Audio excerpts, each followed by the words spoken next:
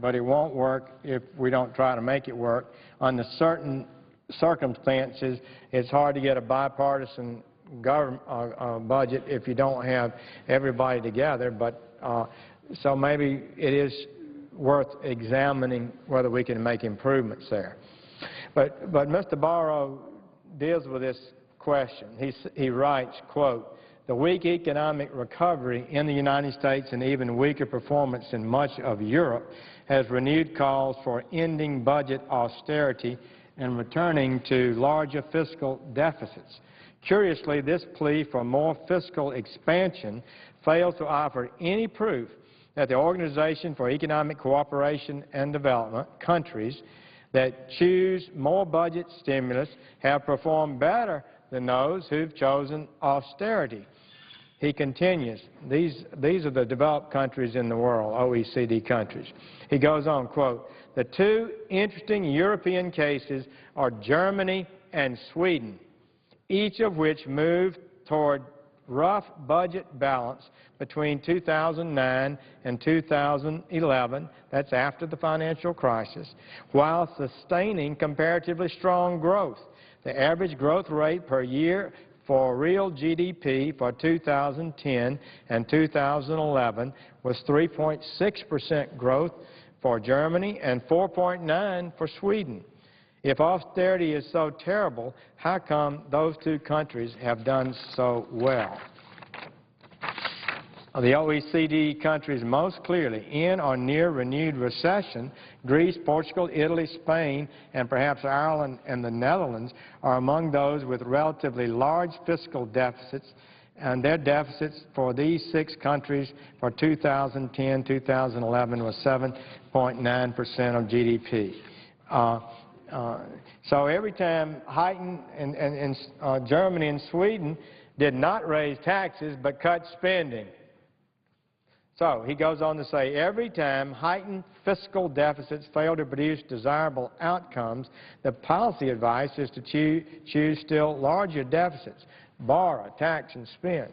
He goes on to say, quote, if, as I believe to be true, fiscal deficits have only a short-run expansionary impact on growth and then become negative, the results from following this policy advice are persistently low economic growth and exploding ratio of debt to GDP.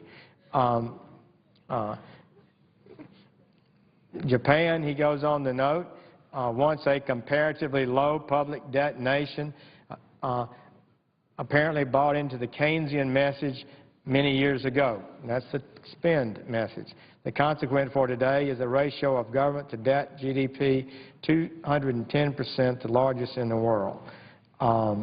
So I would offer, Mr. President, that article into the record because I think it helps give us some guidance that at some point bringing spending under control and tightening our deficit clearly would achieve more financial benefit than continuing to borrow and spend or creating new taxes that depress the economy. Mr. President, I would just share a few thoughts in general about where we are. Our colleagues on the Democratic side have said they want more taxes. They've not told us what taxes, how much, and where they would be, but they've told us that. Senator Conrad has said that. He's also been open and bold about the need to cut spending. So he would like more tax increases than I would like, and he would like substantial spending cuts. But that's his view. He stated it publicly. But I would just have to say, that's not the position of the Democratic majority in the United States Senate because they've refused to put it on paper. Senator Conrad was going to have a budget committee hearing. We were going to mark up a budget. He was going to lay out a plan. I guess would be somewhat Simpson Bowlish, but it wasn't offered because the leadership and I suppose the members of the Democratic conference agreed that they didn't want to be on record. They'd rather do like last year.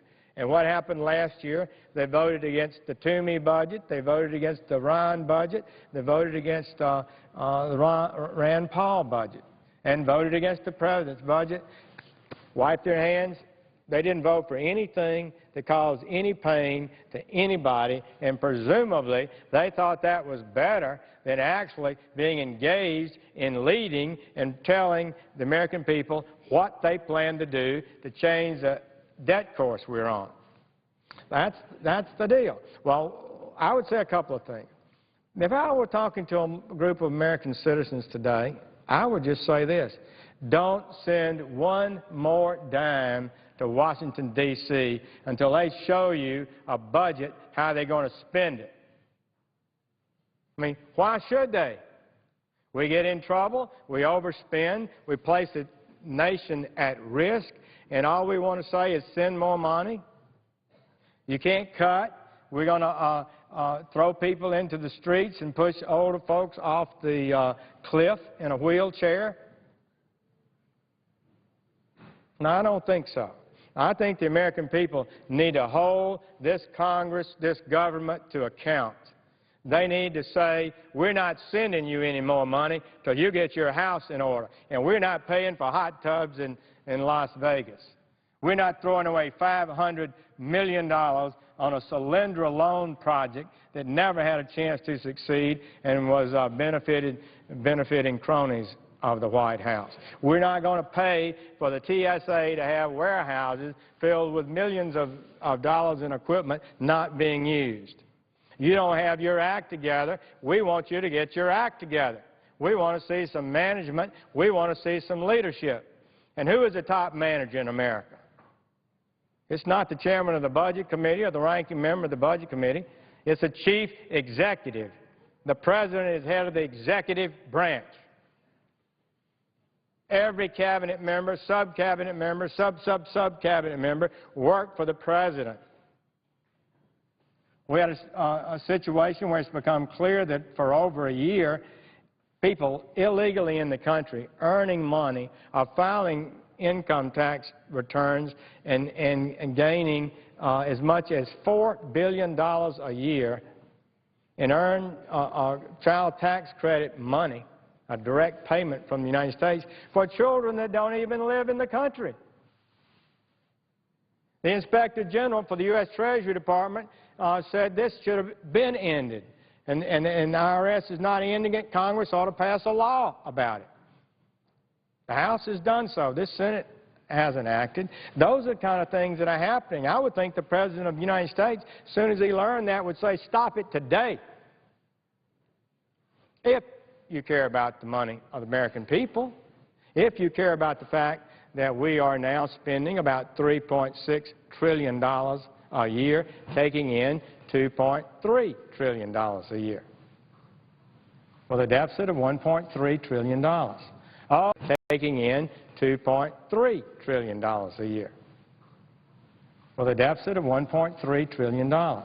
Oh, they say that President Bush increased the deficit, and he did, but the highest deficit he ever had was about $450-some-odd billion. The last 3 years under President Obama, the deficits have averaged over $1,200 billion a year. Next year, beginning September 30th, the next fiscal year is projected to be over $1 trillion again. So this is an unsustainable course, and we're looking here for some reality in leadership.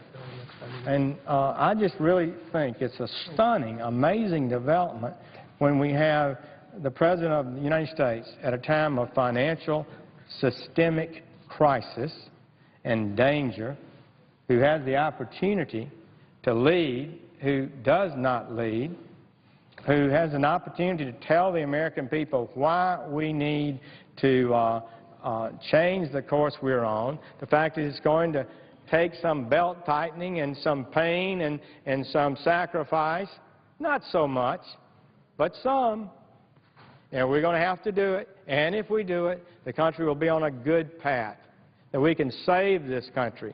We can avoid a debt crisis that could happen to us because, indeed, our debt per person in America is higher than that of Greece, higher than that of any other country in Europe. We are in a dangerous area.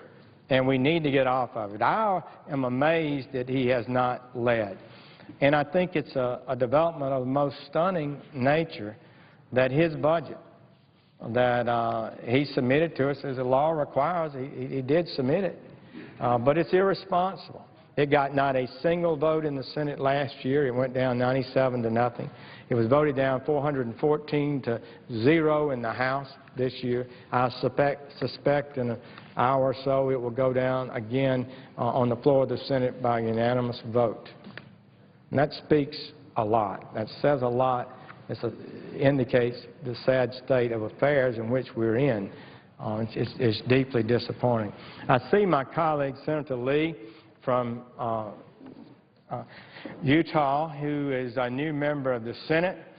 And if Senator Conrad doesn't have an objection, I would yield to him and just would note that Senator Lee campaigned throughout his state. He talked to thousands and thousands of people. He was elected in this last cycle. He felt the mood of the people of his state and America. They're concerned about the debt course we're on, and he has worked extremely hard and has laid out a proposal that he'd like to explain and ask us to support. Senator Lee, thank you for your leadership, your commitment, your hard work since you've been in the Senate. It's been a pleasure to serve with you. Senator Sessions, might I just inquire of Senator Lee, how much time would the senator require? About 10 to 12 minutes. So could we have an agreement that 15 minutes, would that be reasonable for the senator? Yes.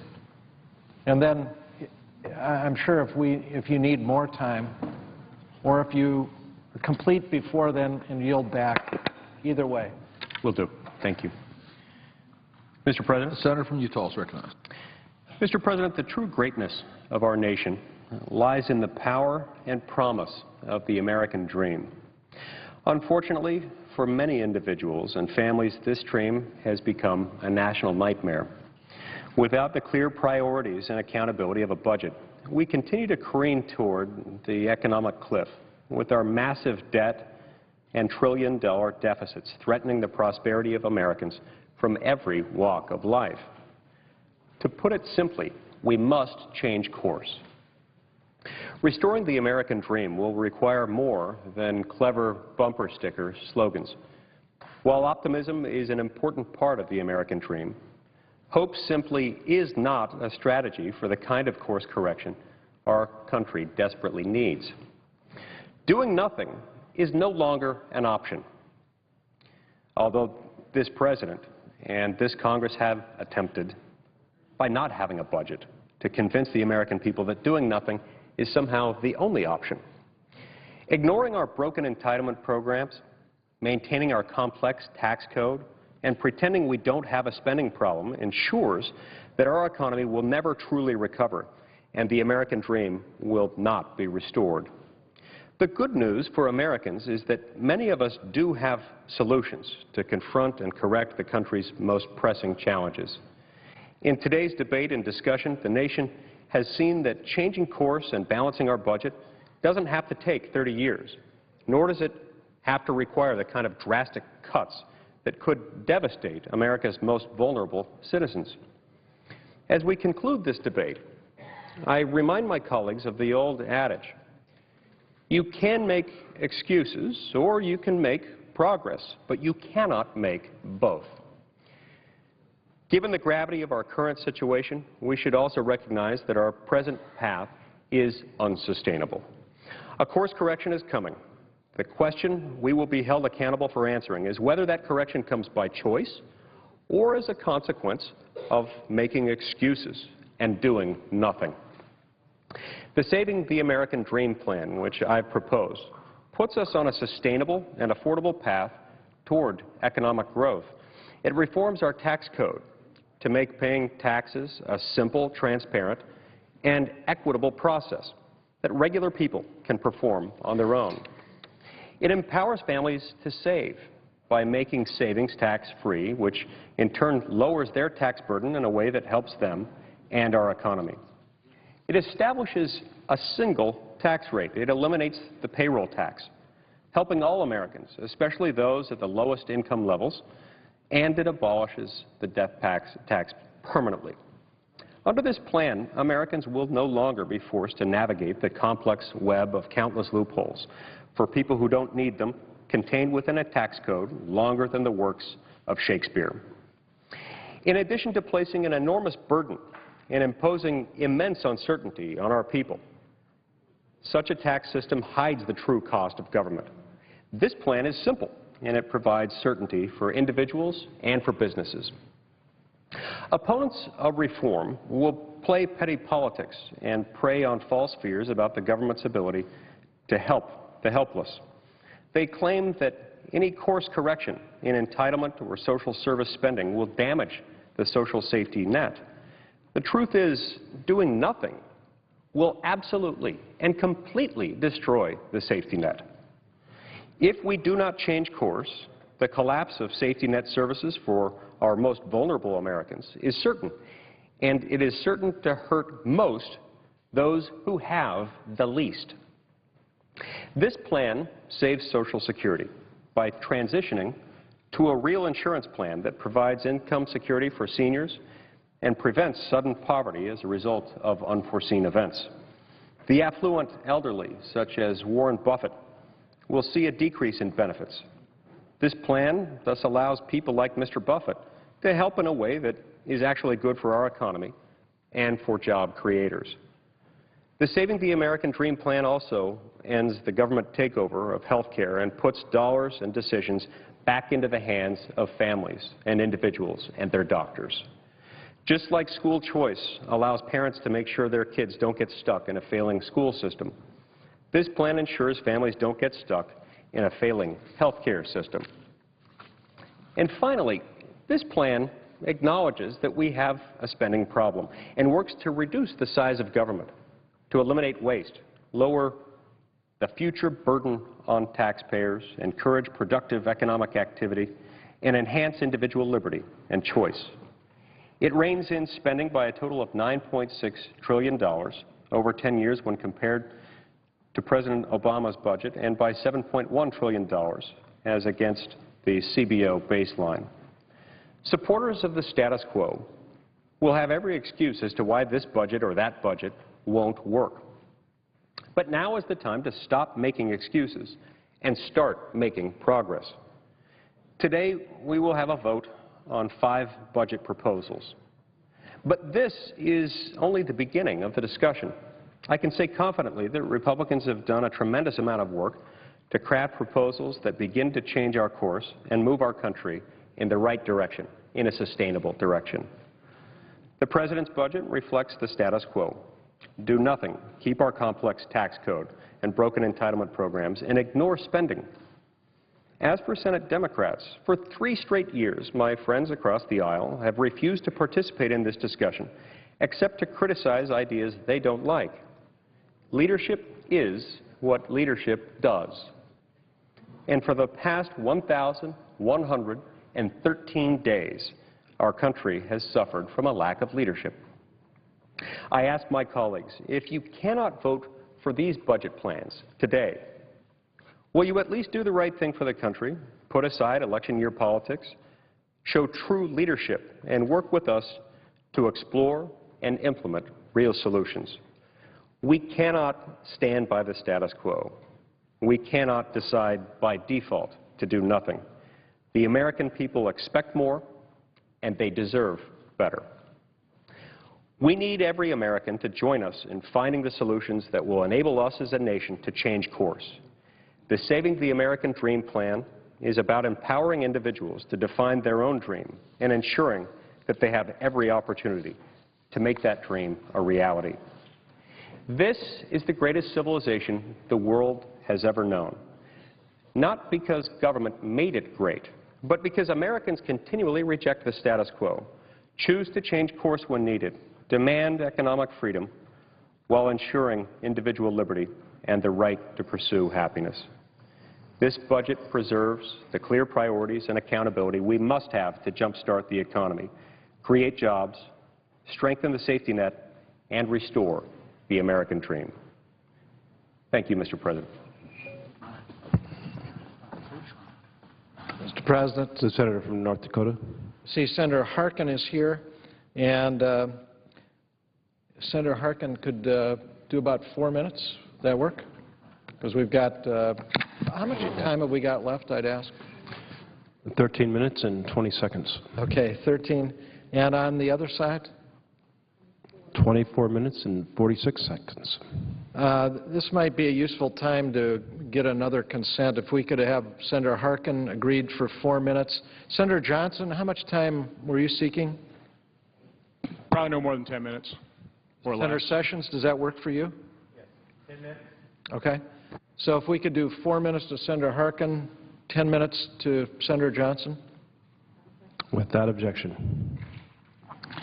I thank Senator Conrad for leading this time. Mr. President, first I ask unanimous consent that Laura Sands and Katrine Lazar of my staff be granted 4 privileges for the duration of today's meeting. Without objection. Mr. President, I just want to address these budget proposals in just one context. Just one context. Now, first of all, we have to dismiss the so-called Sessions budget that is supposedly the Obama budget. It isn't, so it's not even serious. Beyond that, we have 4 Republican budgets. I think here's the one thing people have to keep in mind, especially now. Each one of those budgets will double the interest rates on student loans beginning on July the 1st of this year. Every single one of them. Now, Mr. President, we were here last couple of weeks trying to bring up a bill to prevent those interest rates from going up, to keep it at 3.4% rather than going to 6.8%. Republicans filibustered it. We couldn't even bring it up for discussion, debate, amending. But the Republicans kept saying, oh, they want to keep the interest rates at 3.4%. They want to keep them at 3.4%. Well, quite frankly, Mr. President, I don't see how they can say that and then vote for each one of these budgets, because each one of these budgets we'll be voting on here in about another hour, hour and a half. If they pass, double the interest rates on student loans on July the 1st. At the same time, they continue to filibuster our bill to even bring it on the floor. My friends on the other side of the aisle are telling students across the country they don't want to see the interest rates double, but their budget has it. Their budget has it. You know, Mr. President, our former colleague and now the Vice President of the United States, Joe Biden, when he was here as a senator, he said something I think very savvy one time. He said, don't tell me what you value, show me your budget, and I'll tell you what you value. Well, Mr. President, my friends on the other side may say in public that they want to prevent the student loan rate hike, but their actual budgets tell a very different story. Likewise, their ongoing filibuster of our Stop the Student Loan Rate Hike Act tells a different story. Again, they've blocked us from proceeding to the bill. If we had proceeded, we could have had a serious discussion about how we pay for it. They could have offered amendments to the bill that we could have voted on. But instead, they chose to obstruct the entire process, and yet repeatedly on this floor, Republicans, one after the other, came up and said they want to stop the increase in interest rates from going to 3.4% to 6.8%. Don't tell me what you value, show me your budget. Well, I will give my friends credit for this. They've shown us their budgets, and what's in the budget? Double the interest rate on student loans beginning July the 1st. So I just want to be clear, anyone who votes for any one of these budgets, any one of them, is voting to double the student loan interest rates on July the 1st, regardless of what may be said, regardless of crocodile tears that may be shed on interest rates and what's happening. The budget that we're voting on, the budgets today, tell the true story. Republicans are willing, not only willing, they're going to vote, if they vote for these budgets, to double interest rates on student loans beginning July the 1st. There's just no getting around that, and that's a shame. We've got to stop that interest rate hike on July the 1st. That's why it's important to vote down these proposed budgets this afternoon. Mr. President, I yield back whatever time I have. Mr. President, I ask... The senator from Wisconsin. I ask consent to speak for no more than 10 minutes. Without objection, the senator is recognized. Thank you, Mr. President. Before I start talking a little bit about my friend Senator Lee's budget, I would like to respond to the senator from Iowa in terms of interest rates. Instead of talking about student rates, let me talk a little bit about America's average borrowing cost. Certainly what I've done is I've delved into the budget, I've taken a look at the history, and from 1970 to 1999, over that 30-year period, the average borrowing cost of the United States was 5.3%. And by the way, that was when America was a far more credit-worthy nation, when our debt-to-GDP ratio ranged from about 40 to 67%. Now our debt-to-GDP ratio is over 100%. Over the last 3 years, our average borrowing cost has been kept artificially low at 1.5%.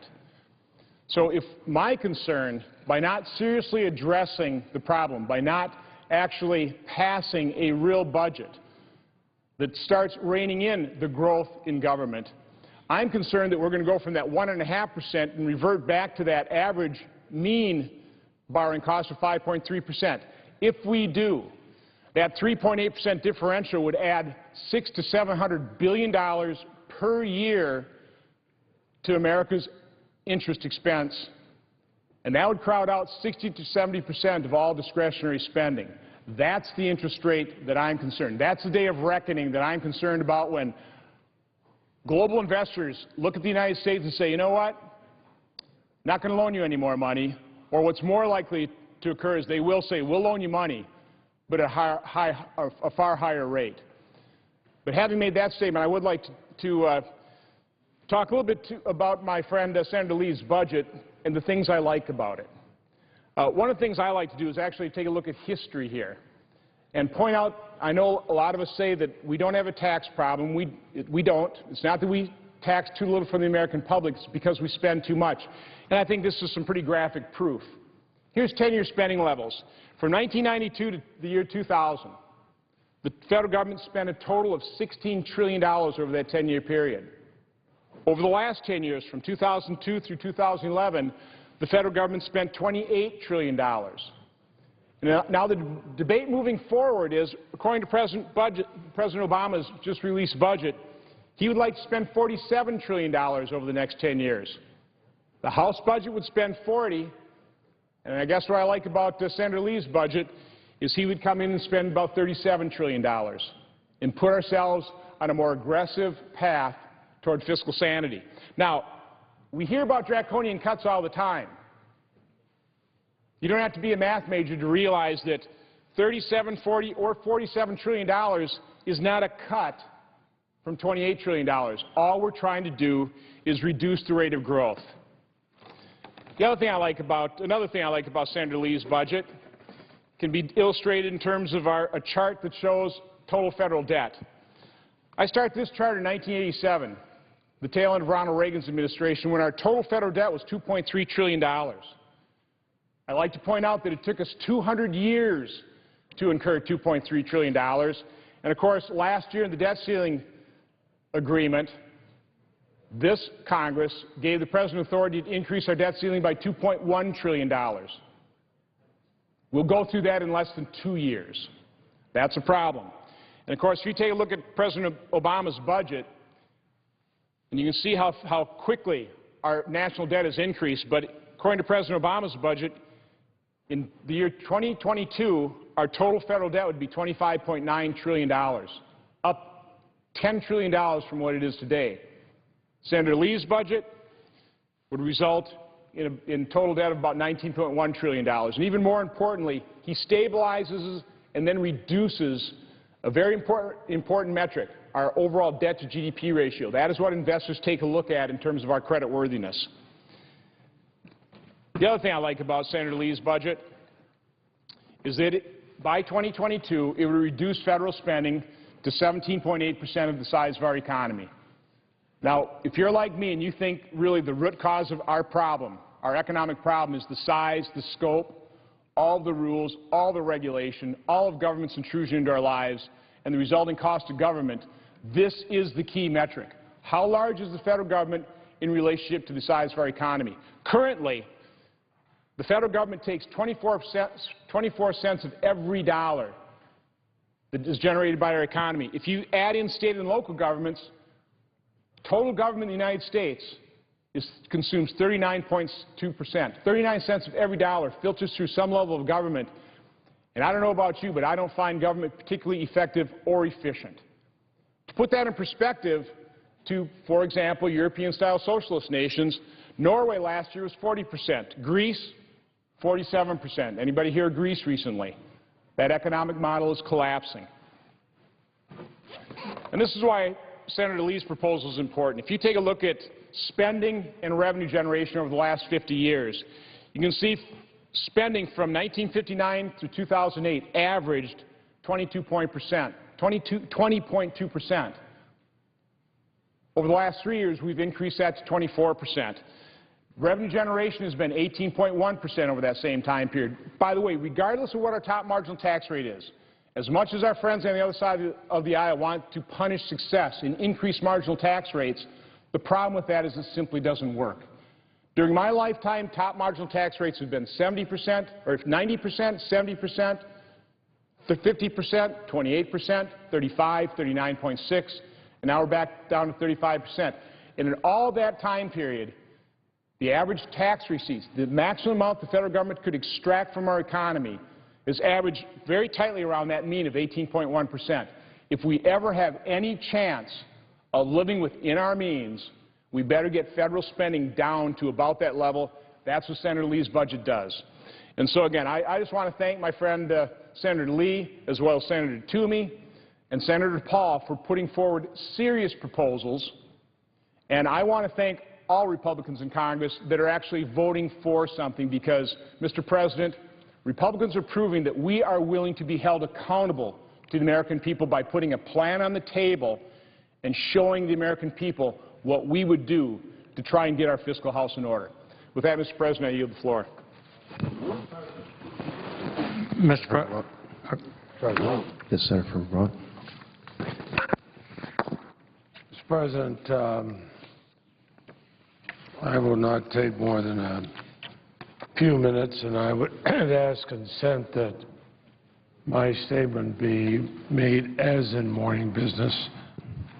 Without objection? And that my full statement be made part of the record. Without objection. I've explained to the distinguished senior senator from North Dakota, and I appreciate his courtesy. That'll take about 4 minutes.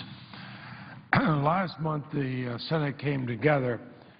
We passed the Leahy-Crapo Violence Against Women Reauthorization Act of 2012.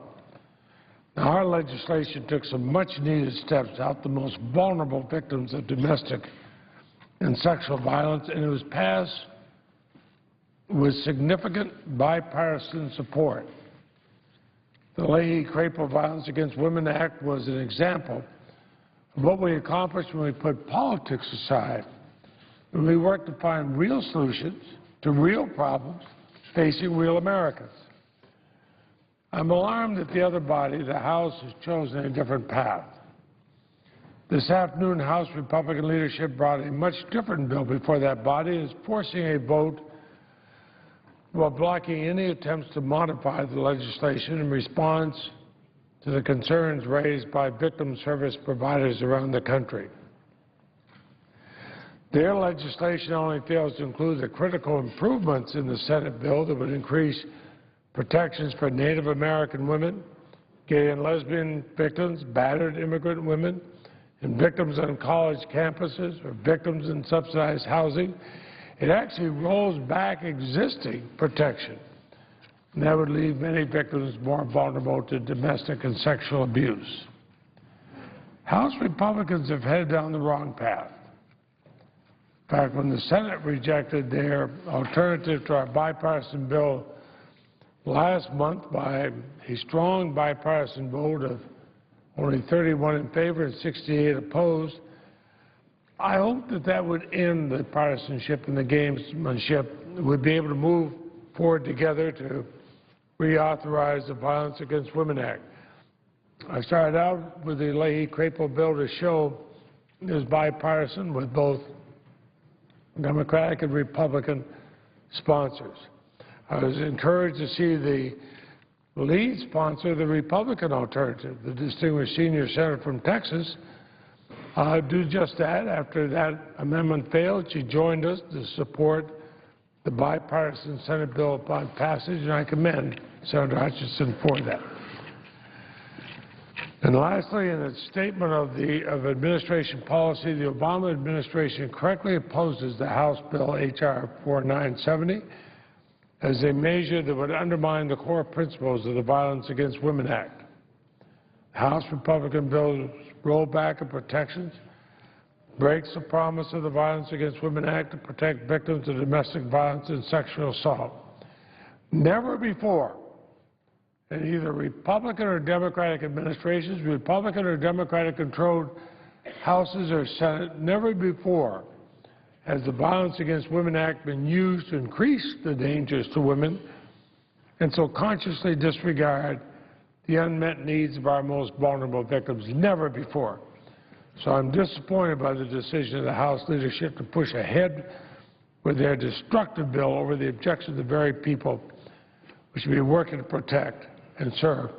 Let's look at the Leahy-Crapo bipartisan bill. Let's go with that, and I ask consent my full statement be made part of the record. Without objection. Mr. President, Senator from New York. first, before I begin, I want to compliment my colleague, our chairman from Vermont. He has done an incredible job on the Violence Against Women Act. He's put together a bipartisan coalition, and I would like to second his words that the House pass our bill. It's a careful compromise. It's a delicately crafted compromise. Will the senator suspend? Yes. Oh, I'm sorry. How much time does the senator from North Dakota yield to the senator from New York? How much time do I have left? 4 minutes. Can I give the senator 3 minutes? Thank you. Okay, thank you. And again, so I want to compliment the chairman and agree with him and hope we can move that bill. Now, I'm here to talk about the budget. All afternoon, I've heard my colleagues from the other side of the aisle repeat over and over again that we haven't passed a budget. As my friend from North Dakota knows, that is clearly not the case. Last August, President Obama signed a budget for this year that reduces the deficit by $2 trillion. It's called the Budget Control Act. It was passed 74-26, bipartisan. Many Republicans voted for it on August 2nd, 2011. Despite what you hear on the floor today, after the Budget Control Act passed, several Senate Republicans, including Senators Grassley, Alexander, and Collins, admitted it constitutes a budget. So watching this debate on the floor is a sort of through-the-looking-glass experience. We're watching our colleagues call for something they acknowledge already happened and that they supported. That's nothing more than petty politics. We should be focused on jobs and the economy. Instead, we're forced to spend hours debating something that already happened. It doesn't make sense. But let's put that aside for a moment and look at the extreme plans we're voting on today. The only real difference between the four Republican budgets, is how quickly they raced to end Medicare as we know it. The Republican budgets all cut taxes on the wealthiest Americans and leave the middle class to foot the bill. They all allow student loan rates to double. They all provide tax breaks for millionaires and billionaires. And they all put the middle class last instead of first. Mr. President, when I first examined the Ryan budget passed by the House GOP this year, I thought it was the height of irresponsibility. But now that we've seen three other Republican budgets, we know they make the Ryan budget almost seem reasonable by comparison, and that's no small feat. Mr. President, I have nothing against the wealthy. I'm glad they made money. That's the American way. God bless them. Many are living the American dream. But in order to keep that dream alive and get our country on firmer fiscal footing, I think we need a little shared sacrifice. The bottom line, any budget that jeopardizes the middle class while filling the pockets of the wealthy with greater tax breaks is ultimately untenable and will never pass the Senate. And while we're certainly open to compromise, Democrats will not tolerate an assault on the middle class. It isn't fair and it isn't right. We hope the coming debate will yield a sound, serious agreement.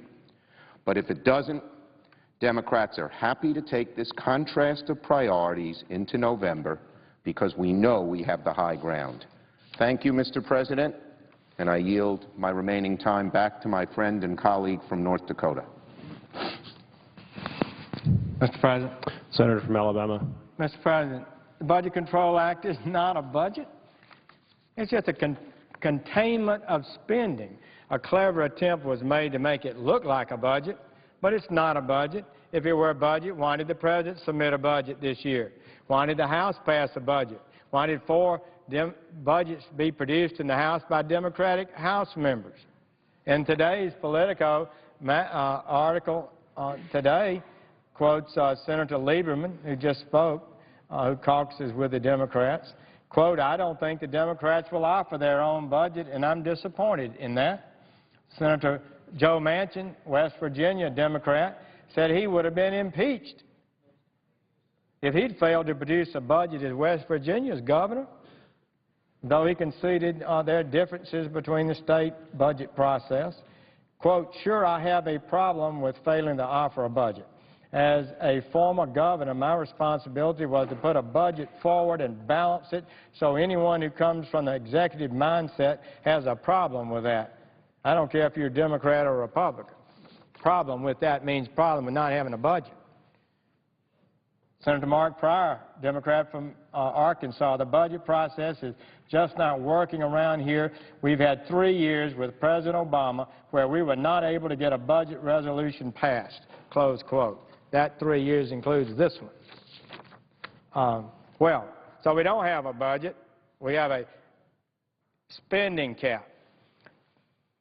And our Democratic colleagues, bless their hearts, they've been whining that the House proposed the budget came below the Senate, the Budget Control Act caps in some areas. So they say that was breaking the budget.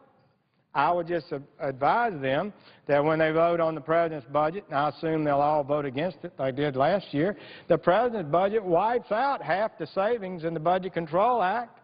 The President signed last August to raise the debt ceiling. We agreed to cut spending $2.1 trillion. Not nearly enough, but we cut that, and it was a decent step forward in the right direction, and the President proposes a budget this year that takes half of it out. Give me a break. There's no sense of wanting to have a budget to adhere to one and to contain spending. What do they want? More taxes. And the President said, you know, that we could, this was his quote, the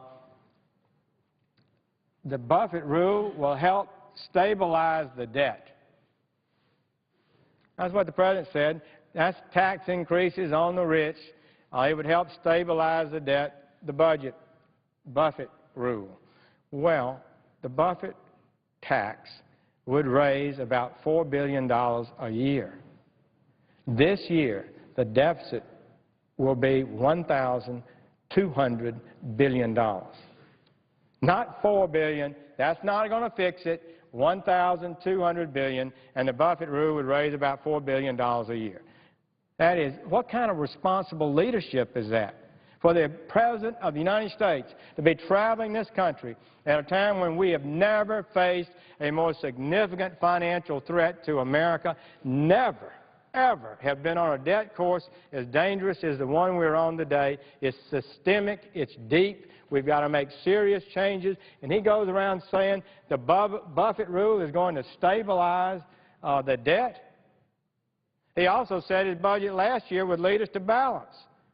And the lowest single deficit year in 10 would be a deficit of $600 billion. So I don't know what kind of leadership we're getting. It's not good leadership. It's worse than no leadership. Because when a budget is prepared after great effort by Congressman Paul Ryan in the House, and he produces a budget that actually will change the debt course of America to minimize the pain that we all have to suffer and create some growth and prosperity, and he works extremely hard to do that, the President invites him over to a conference, sits him down there, and then attacks it. and he's been attacking the budget ever since. Why is this? Why will not our colleagues support any budget? Now, I fully expect my Democratic colleagues to vote against all of these budgets and not vote for one. Think about that. They'll vote against four, not vote for one. Well, because you don't have your fingerprints on anything that results in cutting spending. So nobody that benefits from spending is going to be mad with you. Everybody that wants more money and doesn't want to have a dime reduced in the take they get from the taxpayers' trough and the debt we borrow, they don't have any reduction in that, then they can't be mad at me. But that's not a responsible course. This is not a little matter. This is what Admiral Mullen, the former chairman of the Joint Chiefs of Staff, just 2 years ago said, serving President Clinton as his chairman of the Joint Chiefs, quote, "The biggest threat we have to our national security is our debt." In an important statement by the 10 former chairs of the Council of Economic Advisors who served in Republican and Democratic administrators, wrote in March of 2011, quote, "At some point, bond markets are likely to turn on the United States, leading to a crisis that could dwarf 2008, close quote. Bond markets will turn. That's what they've done on Greece. The Simpson-Bowles Commission, Erskine Bowles and Alan Simpson, in testimony to our committee, said this nation has never faced a more predictable financial crisis. The same thing as the Council of Economic Advisors said. You're on a debt path that's unsustainable. Chairman Bernanke, chairman of the Federal Reserve, always cautious about what he says, quote, "The CBO projections," and he's talking about the Congressional Budget Office projections of surging debt year after year. He goes on, he says this, "The CBO projections, by design, ignore the adverse effects that such high debt and deficits would likely have on our economy. But if government debt and deficits were actually to grow at the pace envisioned by this scenario, the economic and financial effects would be severe," close quote. And I recall at one point he said in his testimony, "You see these debts being projected out there year after year, surging at this high level?" He said, "You're never going to get there." What he meant was we'd have a financial crisis before that happens. And so I would say to my colleagues, this is a time of challenge for the Senate, the Congress of the United States. Will we rise to the challenge and actually do something?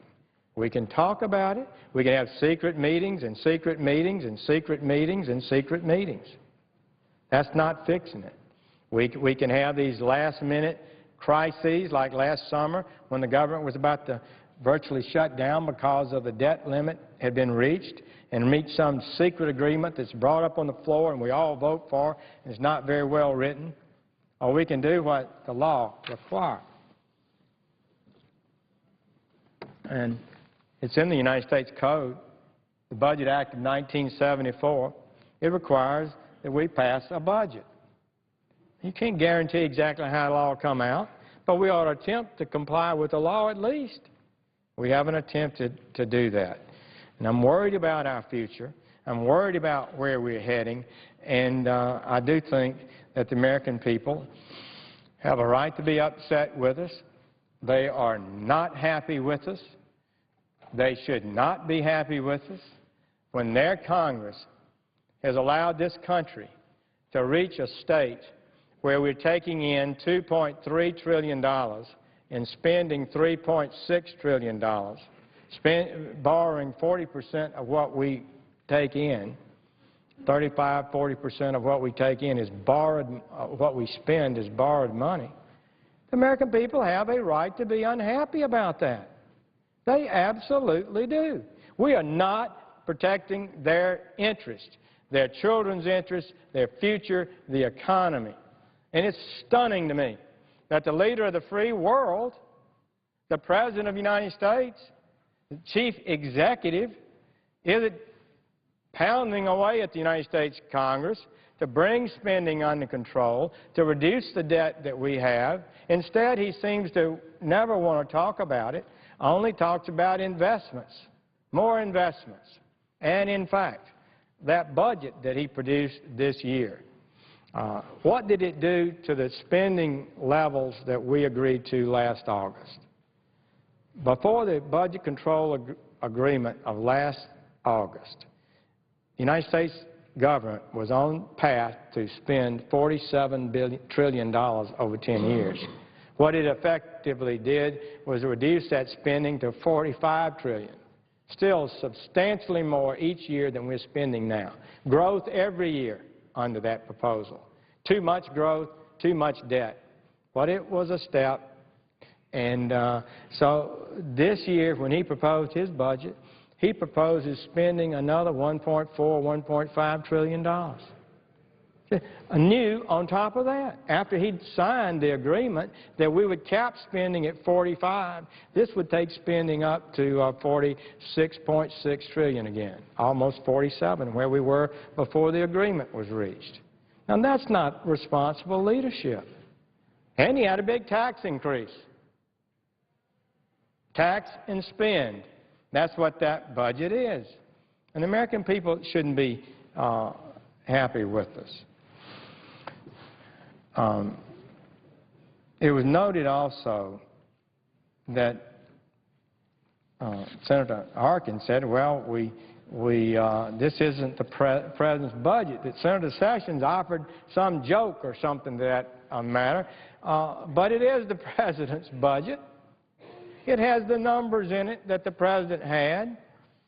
They directly reflect the President's request. And if any senator wants to come forward and show any number that we put in there that's different than the President's numbers when he laid out his budget, then I'd like to see it. Maybe we could correct it. But I don't think there's an error. I think we scrupulously followed the President's budget proposal request, and when people vote on it, they can know they're voting exactly what he proposed. Now, I don't think anybody will dispute the numbers that we have in the budget. And also, I did note that some of our Democratic colleagues are unhappy about having no budget produced by the Democratic side. They feel bad about it, and I understand that. But I would have thought we'd have had some members come down and complain about it, to say that they didn't think the Democratic leadership, the Democratic conference, should have blocked Senator Conrad and the Budget Committee from having a budget. They should be handling this indifferently, but we haven't had that. So I guess everybody is basically happy on the Democratic side not to have to cast any tough votes. Senator, how much time is remaining on this side, Mr. President? Senator has 4 minutes. I would welcome any of my colleagues that would like to come and wrap up. As we come to a conclusion of this debate, Senator Harkin said something that was pretty valuable. He said, show me your budget and I'll show you what you value. Refuse to show me your budget, I will say, and I can say you're refusing to show what's important to you.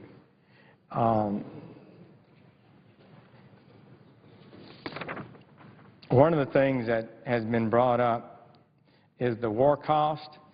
And the war has been an expensive proposition, the war on terror, Iraq and Afghanistan, no doubt about it. Last year, the total for both wars over 10 years reached $1.3 trillion. 10 years, both wars. That was the deficit last year alone, $1.3 trillion. This year, the war costs are declining. The year we're in, we're spending $118 billion on the war. Our deficit will be $1,200 billion. So eliminating all war costs would be less than 10% of the amount of our deficit. I just say that so we understand what's happening. Over 50% of our spending is in mandatory entitlement programs: Medicare, Medicaid, Social Security, food stamps, retirement benefits. Those are huge, and they are increasing at 2-3 times the rate of inflation. And that's what puts us on an unsustainable course. The President's budget that he submitted goes against everything all the experts said, against the debt commission he appointed, and refuses to confront the surging entitlement cost. That's a disappointment, because we have nothing from the other side on how they would deal with that. But the members on this side who've offered budgets, and Congressman Ryan's budget, they do begin to deal with this painful but difficult situation concerning the entitlement programs. I would note that the Budget Control Act that they've been calling a budget had nothing to do with over 50% of the budget. Didn't deal with those expenditures, didn't deal with the entitlements. It's another reason it's not really a budget. It's really just a cap on discretionary spending is all that was. A step in the right direction, but not a budget plan that would help us have a prosperous future. So, Mr. President, this is an important day. I think it will cause the American people and all of us in Congress to confront the reality of the danger we face from debt. I hope it will cause us, no matter how we vote this day, this next hour, even if we vote, I think, wrongly, hopefully this whole process would have caused all of us to once again confront the reality of a danger to the American Republic. The growing debt, I would say from my experience, it will be tough to deal with it, but I absolutely believe we can. It is not outside of the possibility and ability of this country to reverse our course. The kind of cuts we will need to have will not be such that will damage in any significant way the strength the senator's of time America. has expired. I thank the chair. Will yield the floor. Mr. President, The senator from North Dakota. I'd ask Senator Sessions, if I might, for 2 additional minutes because of the time Senator Leahy consumed that was off. I appreciate that and would yield, agree to those 2 additional Without objection. I thank the Senator. I thank him for his courtesy. Mr. President, the place we agree is we have a long-term problem for this country we must address. I attempted to lay before the Budget Committee, and did lay before the Budget Committee, the Bowles-Simpson plan. It is the one plan that has had bipartisan support, and I hope before the year is over that we can go back to it, because I think it holds out the greatest prospect. A key difference we have is whether we have a budget for this year and next. I believe it's clear we do.